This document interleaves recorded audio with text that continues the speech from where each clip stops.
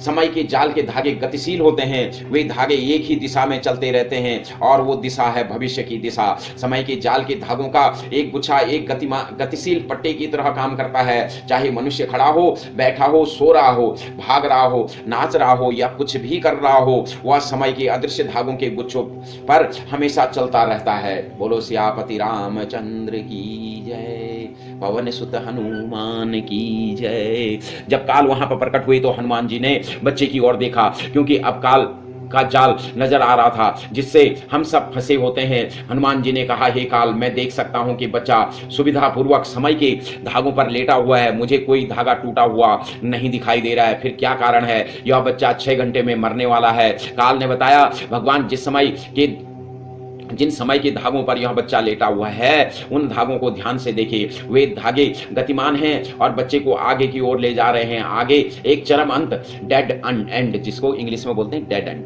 हम उसको हिंदी में बोलते हैं चरम अंत, मतलब लास्ट है। वह बच्चा 6 घंटे में उस चरम अंत पर पहुंच जाएगा। वो देखिए, वह रहा चरम अंत। हनुमान जी ने ध्यान से उस चरम अंत, डेड एंड की ओर दृष्टि डाली, जिसकी ओर काल संकेत कर रहे थे। वास्तव में वह डेड एंड नहीं, बल्कि समय के धागे वहां नीचे की तरफ 90 डिग्री का तीव्र मोड़ ले रहे थे। यह मोड़ एक डेड एंड की तरह लग रहा था, जहां से वह बच्चा गिरने वाला था। केवल हनुमान जी और काल यह देखने में सक्षम थे कि बच्चा समय के धागों पर गतिमान है और 6 घंटे में उस मोड़ से नीचे गिरने वाला है। मनुष्य की आंखों से तो केवल यह दिखाई दे रहा था कि बच्चा एक खाट पर आराम से लेटा हुआ है। अगर बच्चा मरता तो किसी भी मनुष्य को केवल यह दिखाई देता कि उसकी सांस थम गई है। केवल हनुमान जी और काल ही समय के उस जाल के खतरों को देख पा रहे थे। यहां पर मैं आप लोगों को एक छोटी टिप्पणी दूंगा। जीवन शास्त्र के हिसाब से समय के जो धागे होते हैं, समय का जो गुच्छा होता है, और हम जिस धागों पे बैठे होते हैं, उसमें से अगर किसी एक धागे पे अगर डेड एंड है या घुमाव है, माना 10 डिग्री का है, 20 डिग्री का है, तो हमारा एक्सीडेंट हो जाता है। हमारा एक्सीडेंट क्यों होता है? कि हमारे समय के जो 7 धागों में हैं, उन एक धागों में वो धागा घुमा हुआ है, यानी कि 2 डिग्री से लेकर के और 90 डिग्री तक वो धागे घूमते हैं। अगर हमारा धागा घुमा हुआ है तो हमारा एक्सीडेंट होगा। वैसे ही अगर दूसरा धागा, अगर कोई धागा टेढ़ा है, अगर कहीं पे कोई धागा टेढ़ा हो रहा है तो हमें बुखार आ जाता है, यानी कि हमारी तबीयत खराब हो जाती है, हमें बुखार आ जाता है। अगर कोई धागा 7 धागों से अलग हो जाता है, जैसे अलग हो जाता है और फिर उन धागों से नहीं मिलता है, वही असाध्य बीमारी होती है। यानी असाध्य बीमारी उसको बोलते हैं, उस बीमारी का इलाज नहीं होता है। जैसे आज की डेट में एड्स ले लो आप, या आप कह सकते हो कैंसर भी हो सकता है, या और भी कई बीमारियां हैं जिनका इलाज नहीं होता है। वैसे ही अगर समय के धागे ऊपर को उठते हैं, नीचे की जगह में ऊपर को उठते हैं, तो हमारा जो शरीर है उसमें कोई ना कोई अंग की कमी हो जाती है। माना कोई पैर लूला लंगड़ा हो जाएगा, कोई हाथ लूला लंगड़ा हो जाएगा, आंखें अंधी हो जाएंगी। तो ये समय का एक, मगर इस बच्चे के 7 धागे जो है वो 90 डिग्री घूम रहे थे। इसका मतलब बच्चा उस धागों से गिर जाएगा। हनुमान जी ने कहा, अगर हम इस बच्चे की समय के धागों पर बने इस खतरनाक मोड़ से गिरने से बचा लें तो इसकी जान बच सकती है। काल बोले, अगर यह बच्चा धागों के इसी गुच्छे पर रहेगा जिस पर इस समय है, तो वह अवश्य ही उस मोड़ पर पहुंचेगा और गिर जाएगा। इसका जीवन बचाने के लिए हमें इसको समय के धागों के दूसरे गुच्छे पर स्थापित करना होगा। हनुमान जी बोले, यह तो सरल कार्य है। काल, आप कोई भी समय के धागों का खाली गुच्छा ढूंढकर इस बच्चे को वहां पर स्थापित कर सकते हो। बोलो सियापति रामचंद्र की जय, भवन सुत हनुमान की जय। बच्चे की माता अपने समय के कुछ धागे, क्या बोलते हैं काल बोले, हे हनुमान, हम इस बच्चे को किसी भी खाली पड़े गुच्छे पर स्थापित नहीं कर सकते हैं। बच्चे का कोई रक्त संबंधित ही अपने समय के धागे इस बच्चे को दान कर सकता है। उन दान किए हुए धागों पर ही इस बच्चे को स्थानांतरित कर सकते हैं। यानी कि उसी गुच्छे पर हम, अगर हमारा खून से संबंधित कोई हमें समय के काल के गुच्छे दे, तो हम उसको उठा करके वहां से उठा के उस पर रख सकते हैं। ये विद्या है। ये जब आगे मैं जीवन शास्त्र जब पढ़ूंगा तो तुम्हारे को इसमें विद्या आएगी, स्मरण विद्या। हमारे जीवन शास्त्र, हमारे 14 विद्याओं में से 7वीं जो विद्या है वो है स्मरण विद्या। जो आप बड़े बड़े योगी महाराज जो होते हैं, वो किसी को भी बचाने में सक्षम होते हैं, उसका कारण यही होता है। मगर आजकल वैसे योगी बहुत कम हैं, नहीं मिलते हैं। तो ये हमारी सातवीं विद्या होती है, जिसमें हम किसी भी आत्मा को उस शरीर से निकाल करके या उस शरीर को दूसरे समय के गुच्छों पर रख देते हैं, जिससे उसकी मृत्यु या उसके जीवन में आने वाली घटनाओं को टाला जा सकता है। गुरु, जो बड़े बड़े गुरु होते हैं, जो महान गुरु लोग होते हैं, वो क्या करते हैं कि आपका, उनको पता लग जाता है कि इस बंदे का एक्सीडेंट होने वाला है या इसको चोट लगने वाली है, तो वो क्या करते हैं, जो समय का धागा आपका टेढ़ा हुआ होता है या घुमा हुआ होता है, उसके जगह में वहीं से एक नया धागा जोड़ देते हैं, और उतनी देर दूर जोड़ देते हैं जितनी दूर उस आपको खतरा होता है। तो ये पहले हमने भी किया, मगर अब तो हमसे नहीं होता है, क्योंकि अब मैं गृहस्थी जीवन में हूँ और बाल बच्चे वाला हूँ, तो इसलिए ये सब चीजें अब मेरे से नहीं होती हैं। बच्चे की माता अपने समय के कुछ धागे अपने बच्चे को प्रसन्नता से दान करेगी। बच्चे का जीवन बचाने के लिए कितने धागों की आवश्यकता होती है, हनुमान जी ने पूछा। काल ने उत्तर दिया, हे हनुमान जी, किसी भी मनुष्य को सुरक्षित जीवन जीने के लिए कम से कम 7 समय के धागों की आवश्यकता होती है। बच्चे की मां भली औरत है, इसीलिए उसके पास 13 समय के धागे हैं। बच्चे को 7 धागों में हस्तांतरित करने की आवश्यकता है। बच्चे को 7 धागे दान करने के पश्चात माता के पास केवल 6 धागे बचेंगे और उसका जीवन खतरे में आ जाएगा। हमारे को जीने के लिए, अब मैं आपको यहाँ पे बताया कि ऋषि मुनि कैसे धागे दान करते थे, क्योंकि वो बहुत भले लोग होते थे।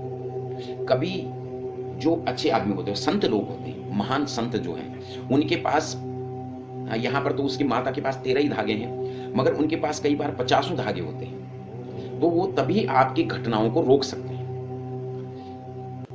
हनुमान जी ने पूछा, क्या बच्चे का पिता 1-2 धागे दान कर सकता है? नहीं हनुमान जी, नहीं हनुमान जी, उसके पास केवल समय के 7 धागे हैं, वह एक भी धागा दान करने की अवस्था में नहीं है। काल ने बताया, इसका अर्थ है कि या तो पुत्र का जीवन बच सकता है या माता का, दोनों एक साथ जीवित नहीं रह सकते हैं। क्या इन दोनों को बचाने का मार्ग आपको दिखाई दे रहा है? हनुमान जी ने पूछा।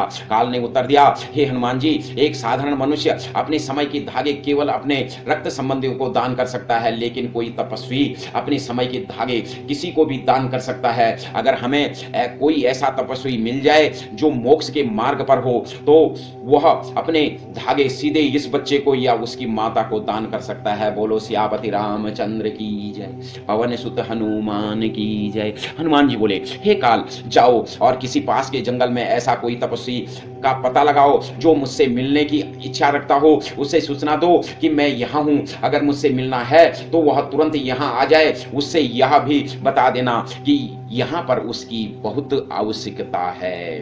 बोलो हनुमान जी की जय, बोलो सियापति रामचंद्र जी की जय। नासै रोग हरे सब पीड़ा, जपत निरंतर हनुमत वीरा। काल वहां से ओझल हो गया और पास के एक जंगल में तपस्वी तपस्या कर रहे एक तपस्वी के सामने प्रकट हुए। तपस्वी को जब बताया गया कि किसान के घर में स्वयं हनुमान जी पधारे हैं, तो वह तुरंत वहां से आने के लिए तैयार हो गया। वह तेजी से जंगल से गांव की तरफ चल पड़ा जहां पर किसान का घर था। इसी दौरान हनुमान जी किसान के घर की छत पर चले गए, जहां भूखे और डरे हुए बानर किसान की पत्नी द्वारा दिए गए भोजन ग्रहण कर रहे थे। वे बानर के सामने बानर के रूप में ही प्रकट हुए। बानरों ने तुरंत उनको पहचान लिया।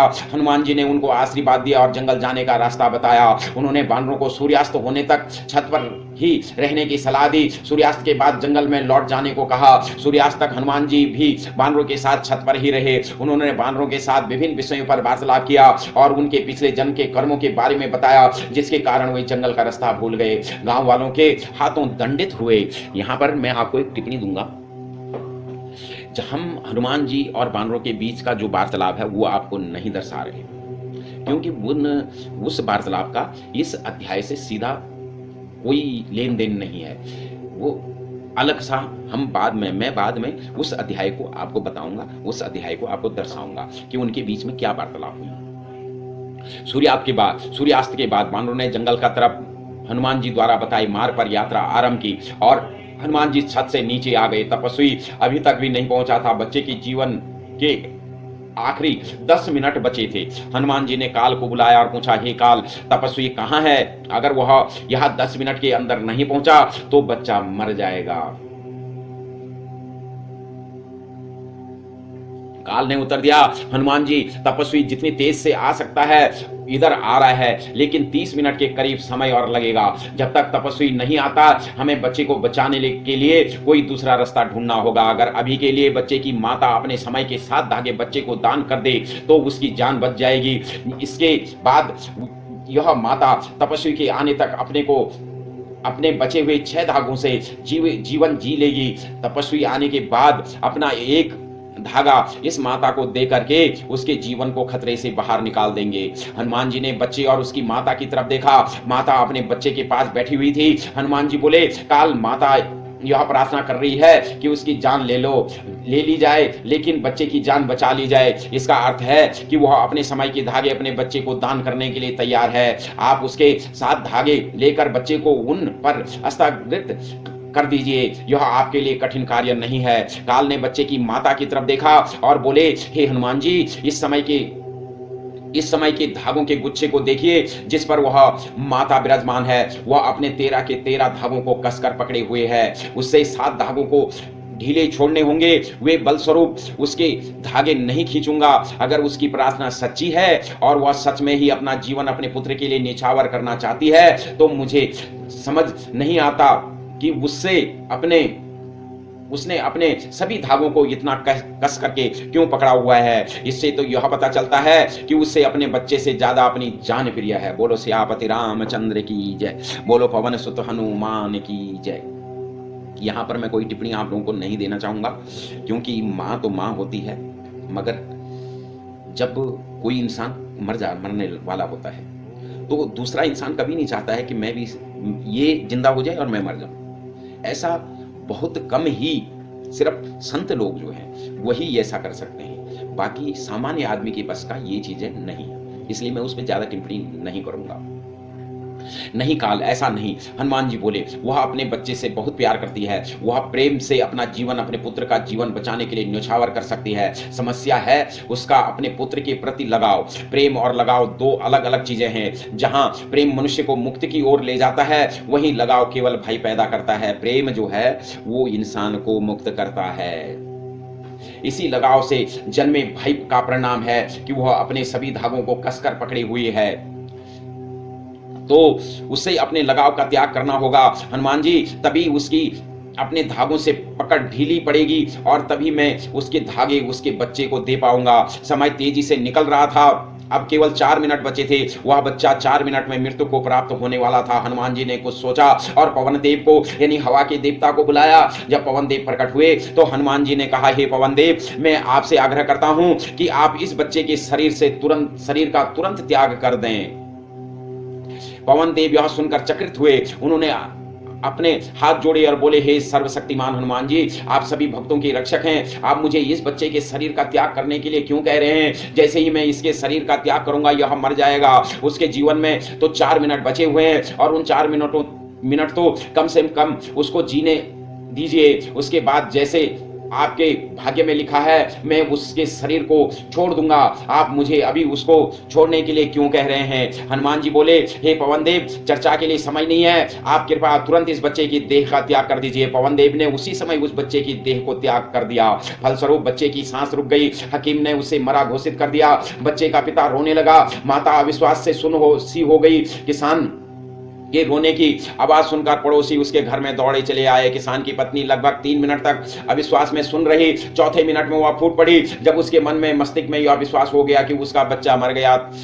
उसकी सभी आशाओं से जन्मे सभी भय खत्म हो गए। परिणाम स्वरूप उसका अपने समय की धागों से पकड़ ढीली हो गई। हनुमान जी ने काल की तरफ इशारा किया। काल तुरंत हरकत में आए और बच्चे की माता के समय के 7 धागों को बच्चे की तरफ ले गए। उसी समय बच्चा उन 7 धागों पे स्थानांतरित हो गया और वह पुनः जीवित हो गया। दुख की चीखें सुख में तब्दील हो गई। हनुमान जी ने सुख की सांस ली। काल और पवन देव ने हनुमान जी की बुद्धिमत्ता को प्रणाम किया। भगवान विष्णु बैकुंठ से मुस्कुराए। हनुमान जी ने अपने भगवान विष्णु जी श्री राम को वहीं से प्रणाम किया। बोलो विष्णु भगवान की जय। इस पूरे अध्याय में विष्णु भगवान एक ही जगह आते हैं, वो है ये जगह। उसके अलावा इस पूरे अध्याय के अंदर विष्णु भगवान जी कहीं भी नहीं आते हैं। बोलो विष्णु भगवान की जय। लेकिन कार्य अभी पूरा नहीं हुआ था। किसान की पत्नी का जीवन अभी भी खतरे में था, क्योंकि उस अपने जीवन के 7 धागे अपने पुत्र को दान करने के पश्चात उसके पास केवल 6 धागे बचे थे।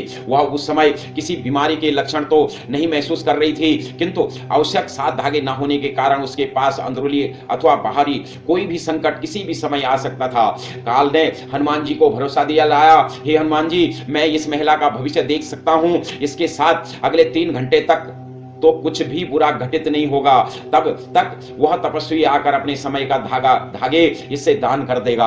हे काल, वह तपस्वी इस समय कहां है? क्या वह गांव में प्रवेश कर चुका है? उसे यहां पहुंचने में और कितना समय लगेगा? हनुमान जी ने काल से पूछा। वह नजदीक ही है हनुमान जी, उससे यहां पहुंचने में 20 मिनट और लगेगा। काल ने सूचना दी, जब वह तपस्वी इस घर में पहुंचेगा तब तपस्वी और इस बच्चे की माता एक दूसरे के नजदीक होंगे, किंतु इनके बीच समय के धागों का आदान प्रदान हो, इसके लिए आवश्यक है कि तपस्वी और इस माता की आत्मा भी नजदीक आए। इसीलिए जो भी संत होता है, ये संत नहीं, वो संत नहीं जो आपको प्रवचन देते हैं, वो संत नहीं जो पब्लिक को इकट्ठा करते हैं, जो प्रभु के भजन तो गाते हैं मगर सांसारिक जीवन जीते हैं। संत जो होता है वो संसार से नाता तोड़ना, यानी कि संत का मतलब होता है कि उसने संसार से नाता तोड़ दिया, जो संत का पूरा अर्थ है। 100 का मतलब हो गया संसार, 9 का मतलब हो गया नाता, 100 का मतलब हो गया तोड़ना, तब शब्द बनता है संत।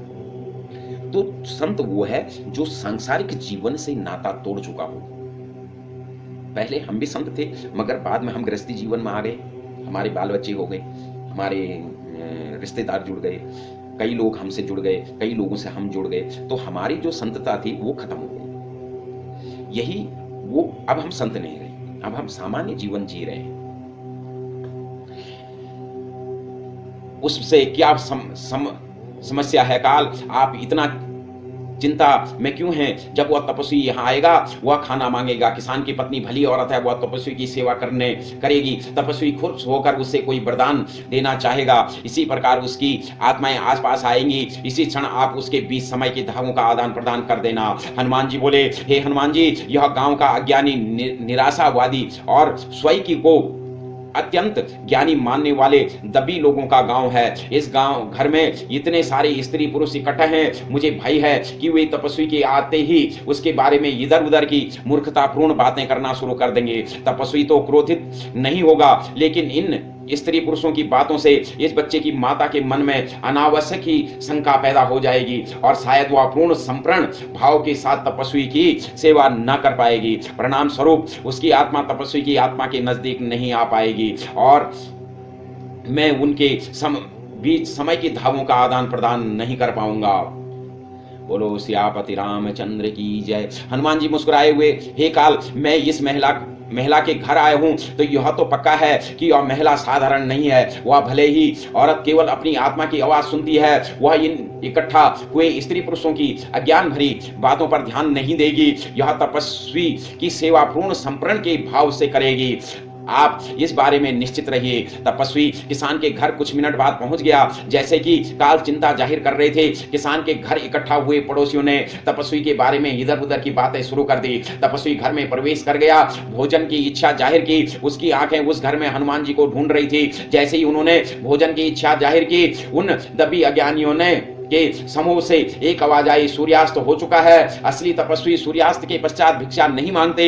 लगता है तुम असली तपस्वी नहीं हो। जैसे ही तपस्वी हनुमान जी को ढूंढते हुए थोड़ा अंदर आए, उन दम्भी अज्ञानी लोगों में से किसी ने कहा, असली तपस्वी जंगल की पत्तियां खाकर गुजारा करते हैं और तुम यहाँ स्वादिष्ट भोजन करने आए हो। तुम्हारी जीवा तुम्हारे बस में नहीं है। तुम कैसे तपस्वी हो? तपस्वी ने उन अज्ञानी स्त्री पुरुषों की मूर्खतापूर्ण बातों पर ध्यान नहीं दिया। उन्होंने फिर से खाने की इच्छा जाहिर की और घर में थोड़ा और अंदर आ गए। अतः उन्हें घर के आंगन में हनुमान जी खड़े दिखाई दिए। वह वहां पर उपस्थित अज्ञानी भीड़ को हनुमान जी के उपस्थित होने का तनिक भी अभ्यास नहीं था। तपस्वी आंगन में आया और हनुमान जी को साक्षात प्रणाम किया। जब भीड़ ने तपस्वी को आंगन में पसरते देखा तो एक ने कहा, अरे वो बुरे तांत्रिक, यह यह किसके सामने पसर रहे हो? यह कोई नहीं है, यहाँ पर अपनी कौन सी गंदी तंत्र विद्याओं का प्रयोग कर रहे हो?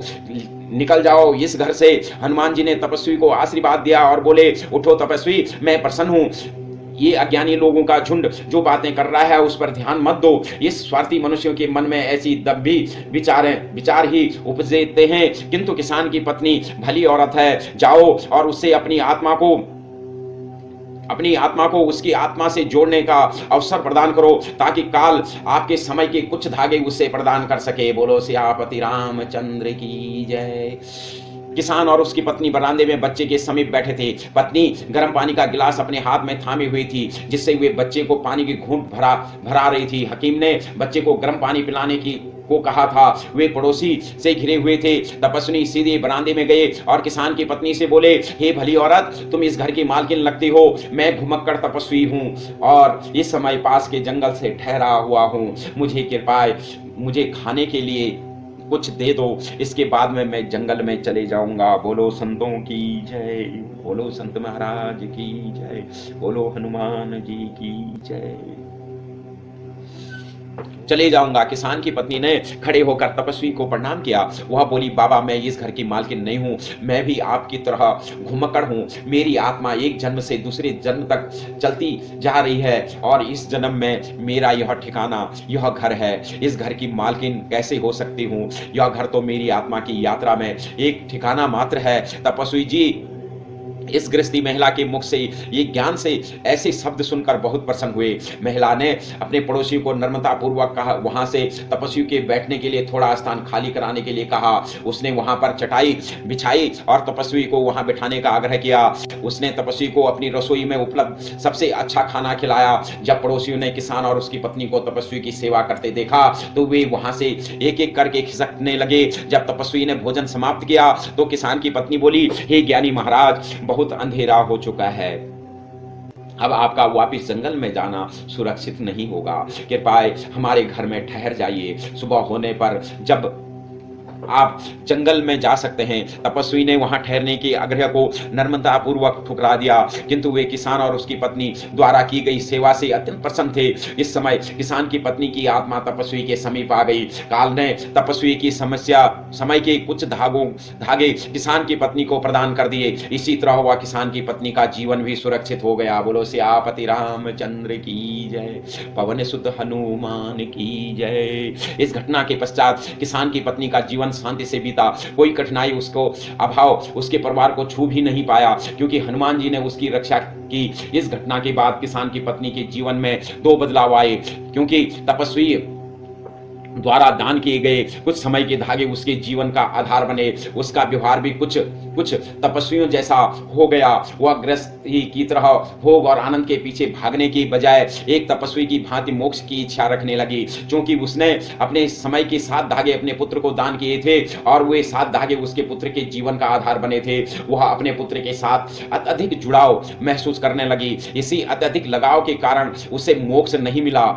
लगाव इतना तीव्र था कि मृत्यु के पश्चात भी उसकी आत्मा दूसरे जन्म लेने के बजाय अपने पुत्र के आसपास भटकती रही। जब उसका पुत्र बूढ़ा होकर मृत्यु को प्राप्त हुआ, तब जाकर के उसकी मां की आत्मा ने नया जीवन धारण किया। उसके पुत्र को कि बुढ़ा होकर हुई मृत्यु के पश्चात उसकी आत्मा ने मातंग समुदाय में जन्म लिया, ताकि वह अपने मोक्ष की इच्छा पूरी कर सके। उसका नाम रखा गया उर्मी। उसके पुत्र भी लगभग उसी समय दूसरे स्थान जन्म किया, दूसरे स्थान पर ले लिया। इसी तरह वह मां और उसका बच्चा इस जन्म में लगभग एक ही उम्र के हैं और लगभग अलग स्थानों पर रहते हैं, अर्थात वे इस जन्म में बिछड़े हुए हैं, साथ साथ नहीं हैं। उनकी आत्मा यह नया जन्म पूर्णतः स्वीकार नहीं कर रही थी, क्योंकि वह अपने बेटे से बिछुड़ गई थी। इसी कारण उसके नए जन्म यानी उर्मी के शरीर में उसको दौरे आते थे। जब हनुमान जी मातंग समुदाय में आए, उसके दूसरे दिन भी उससे दौरा आया, जब वह अन्य मातंग महिलाओं के साथ लकड़ियां